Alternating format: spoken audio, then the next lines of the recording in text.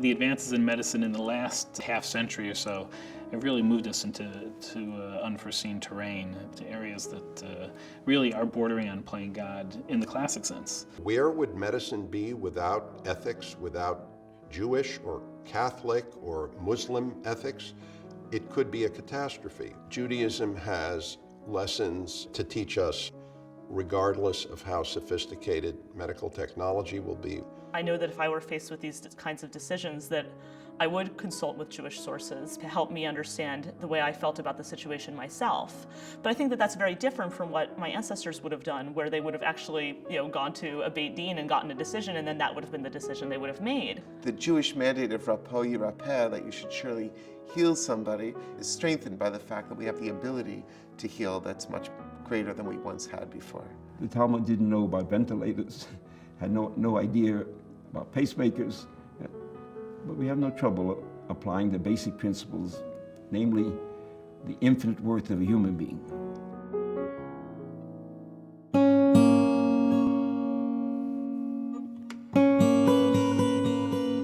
I think it's very hard for people to imagine living with disability or chronic illness who've never been there.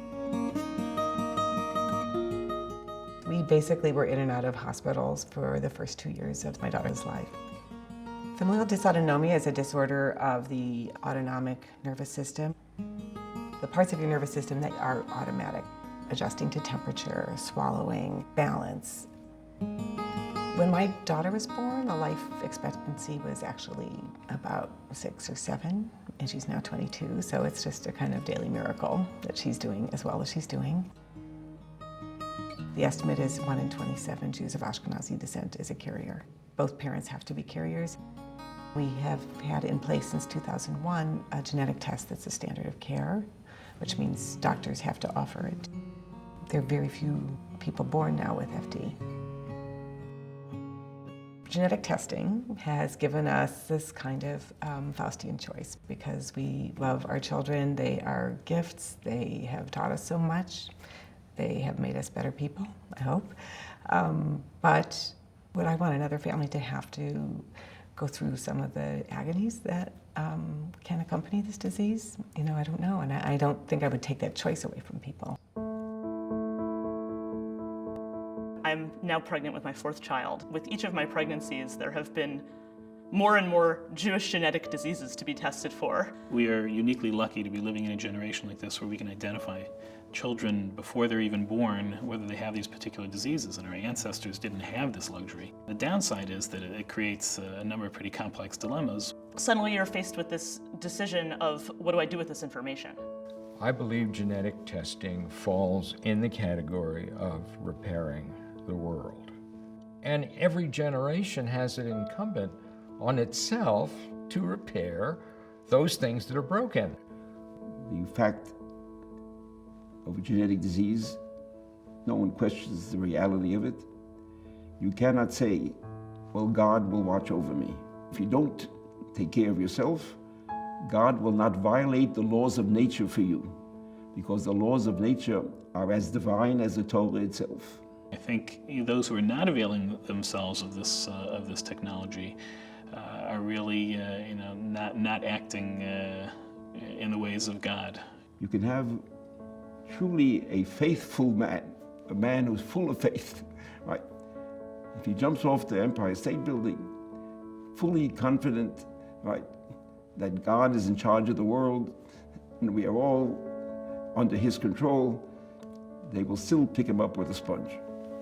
If I have a principle that I take extreme measures to preserve life, does that mean that I create the life in the first place that will be a carrier of so much pain and disability? I'm not sure how the rabbis and scholars who see life as valuable see the prevention of people who will have certain characteristics as appropriate. The life of someone with a genetic disability or a genetic illness can be rewarding for that person, can be rewarding for that person's family, and can be rewarding for the community. My son is a beautiful, charismatic, sweet kid who is a charmer and has familial dysautonomia.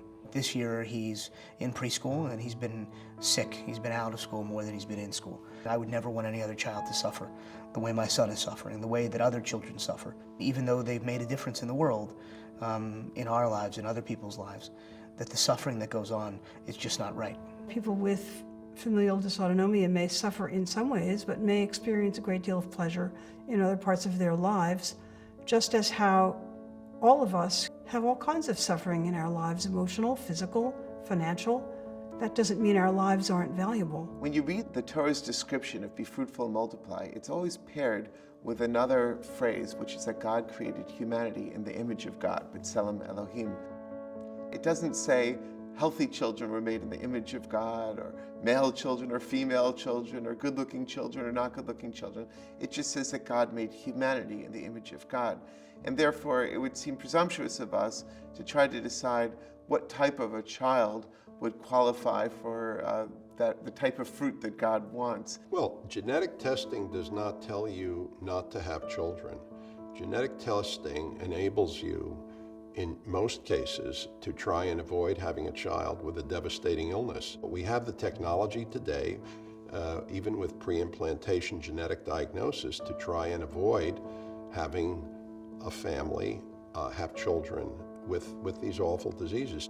What we can do now is do in vitro fertilization, put the sperm and the egg into a test tube or a dish, create embryos, and then we can remove one cell from an 8-cell embryo and test that for the disease, and then put that 7-cell embryo back into a woman's uterus, and a baby is created. So I think it's incredible. My wife is now pregnant with our second child, and we made the conscious decision to go through a natural and not to go through in vitro fertilization. There is a test that we took at 12 weeks that gave us the information that we needed to know that this child was not affected. And ultimately, when we make those decisions, when we use the technology, when we use the resources of being American Jews, of being the freest we've ever been, then we make those decisions that I believe God wants us to make. There's no doubt that knowledge is very valuable, but it is not without burden that comes with it.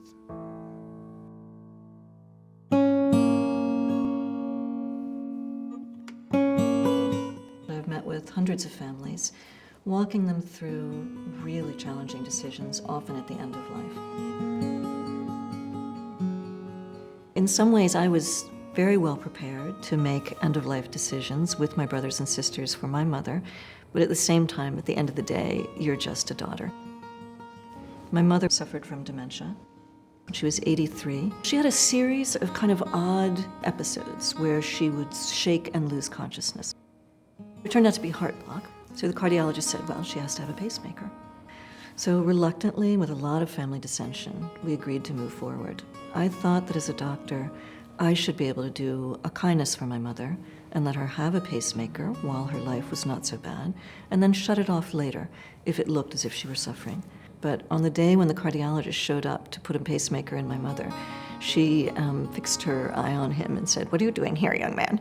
"I don't want a pacemaker. I never wanted a pacemaker. You guys do too much stuff to old people." And she was completely adamant, no pacemaker. My mother did pass away a few months after that. As far as we can tell, there really was not much suffering involved. She was merely an older person progressing towards death in a way that would have been available to generations and generations of other patients before her. I think that I'm fortunate not to have experienced the decision about terminating a life on either end of the spectrum, but I know that many, many people have.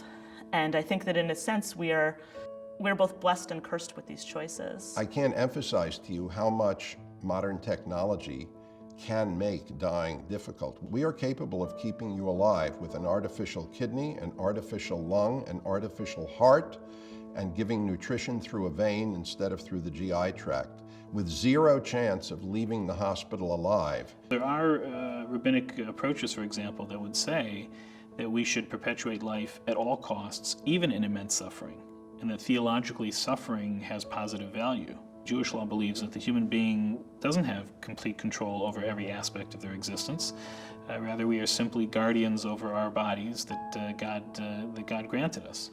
And we have to take care of it as we would any precious object that someone gives to us to hold. If I entrust something to you to watch over, say, while I am away, my obligation has limits. If it is too difficult, I may abrogate the contract, so to speak. I have 2 licenses to heal. I have a divine license from HaKadosh Baruch Hu, which is limited. My license from New York State is good in perpetuity, as long as I pay my registration fee of $600 every 2 years and I don't kill anybody.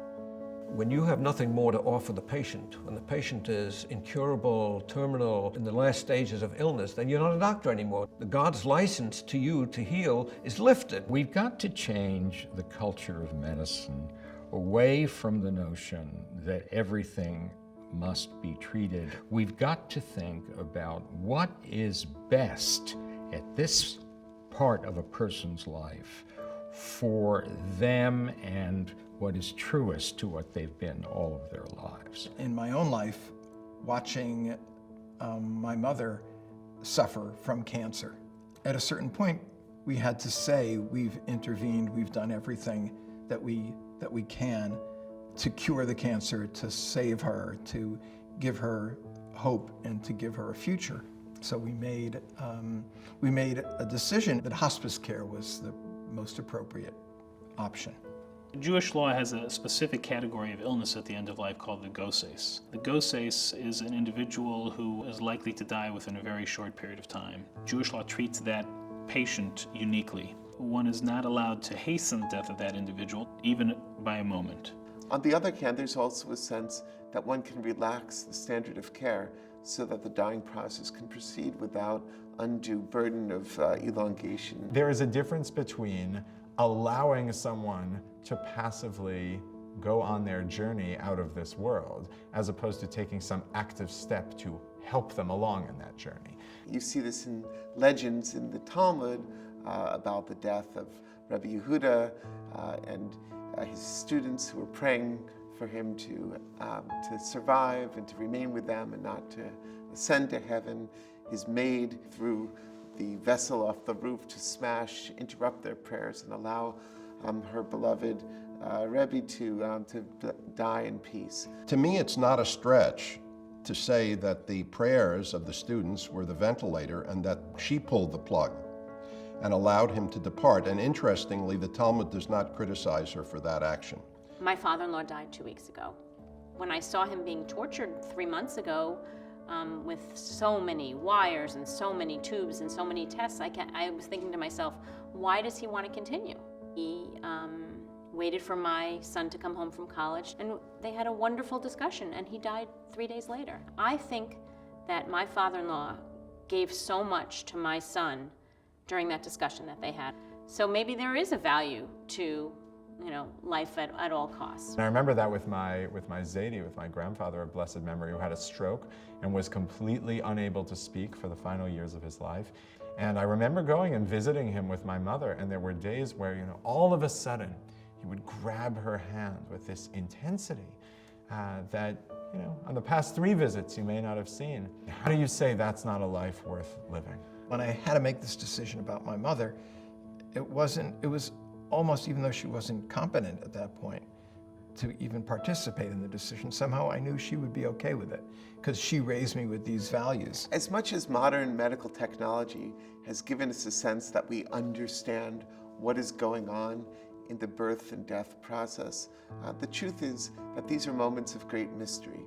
It's important for us to be humble in such moments, to divert our gaze a little bit from the monitors and all the other medical technology which is beeping and calling for our attention, and to think about the simple wonder of birth and of death.